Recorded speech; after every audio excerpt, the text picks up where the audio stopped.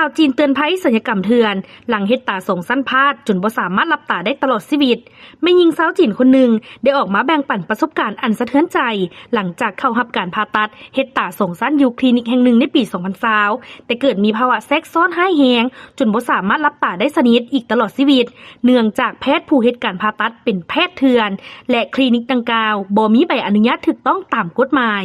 รายงานระบุว่าหลังการผ่าตัดผู้เกี่ยวมีอาการเจ็บตาอย่างรุนแรงเปลือกตาผิดรูปและมีของเหลวไหลเข้าตาอย่างต่อเนื่องถึงแม้ว่าจะได้รับการผ่าตัดแก้ไขคืนหลายครั้งแต่แพทย์ก็บ่สามารถฟื้นฟูสภาพดวงตาให้กลับคืนมาเป็นปกติได้ส่งผลให้ในปี 2022 ผู้เกี่ยวถูกจัดอยู่ในกลุ่มผู้พิการระดับ9ของจีนและยังคงมีปัญหาสุขภาพดวงตาซ้ำเฮือมาจนถึงปัจจุบันจากการตรวจสอบของหน่วยงานสาธารณสุขพบว่าผู้ลงมือผ่าตัดแม่นบ่มีใบอนุญาตประกอบวิชาชีพวิศวกรรมจึงเฮ็ดให้ผู้เสียหายยื่นฟ้องเรียกร้องค่าเสียหาย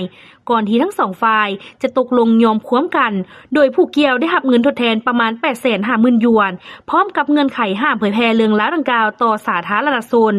แต่อย่างใดก็ตามในเวลาต่อมาฝ่ายแพทย์เถื่อนได้ออกมาโจมตีผู้เสียหายเห็นให้ครอบครัวของลาวตอบโต้ด้วยการเผยแพร่ข้อมูลคดีส่งผลให้ศาลตัดสินว่าเป็นการละเมิดข้อตกลงและสั่งให้ลาวคืนเงินทดแทนจำนวน 400,000 หยวนถึงแม้ว่าจะมีการยื่นอุทธรณ์แล้วก็ตามผู้เสียหายจึงได้ฝากเรื่องนี้ไว้เป็นอุทาหรณ์เตือนใจ